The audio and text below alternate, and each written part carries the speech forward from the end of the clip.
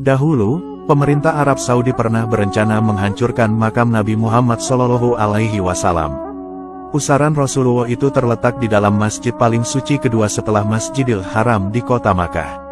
Penggusuran dan penghancuran makam Nabi itu bertujuan untuk memperluas Masjid Nabawi. Sebenarnya, pembangunan masjid itu memang diperlukan.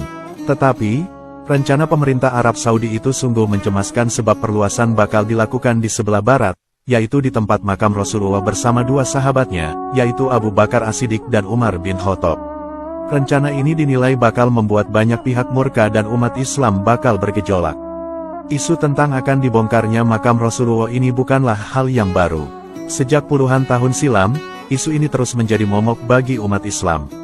Pada tahun 1924 sampai 1925 Masehi, Arab Saudi dipimpin oleh Ibnu Saud, yaitu Raja Najd yang beraliran Wahabi.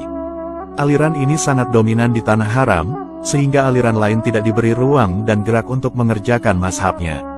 Semasa kepemimpinan Ibnu Saud, terjadi eksodus besar-besaran ulama dari seluruh dunia. Mereka kembali ke negara masing-masing termasuk para pelajar Indonesia yang sedang mencari ilmu di Arab Saudi. Dahulu, aliran Wahabi yang terkenal Puritan berupaya menjaga kemurnian agama dari kemusyrikan dan bid'ah. Maka, beberapa tempat bersejarah seperti rumah Nabi Muhammad SAW dan sahabat, termasuk makam Nabi Muhammad pun hendak dibongkar.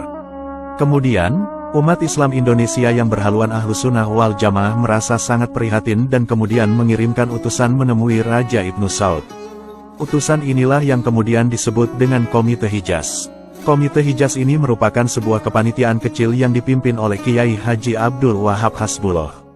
Setelah berdiri, Komite Hijaz lantas menemui Raja Ibnu Saud di Hijaz, Saudi Arabia, untuk menyampaikan beberapa permohonan, seperti meminta ke pemerintah Hijaz memberikan kebebasan kepada umat Islam di Arab untuk melakukan ibadah sesuai dengan mazhab yang mereka anut.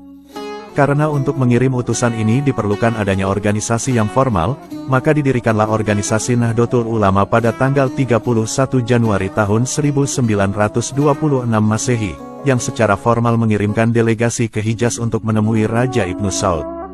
Adapun 5 permohonan yang disampaikan oleh Komite Hijaz adalah: yang pertama, memohon diberlakukan kemerdekaan bermazhab di negeri Hijaz pada salah satu dari mazhab 4, yakni Hanafi, Maliki, Syafi'i, dan Hanbali.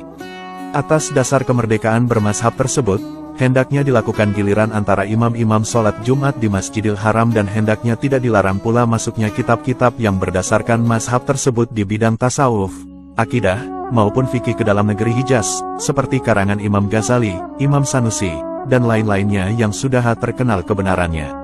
Kedua, memohon untuk tetap diramaikan tempat-tempat bersejarah yang terkenal sebab tempat-tempat tersebut diwakafkan untuk masjid seperti tempat kelahiran Siti Fatimah dan bangunan Khaizuran dan lain-lainnya. Ketiga, memohon agar disebarluaskan ke seluruh dunia, setiap tahun sebelum datangnya musim haji mengenai tarif ketentuan biaya yang harus diserahkan oleh jamaah haji kepada syaikh dan mutawif dari mulai Jeddah sampai pulang lagi ke Jeddah.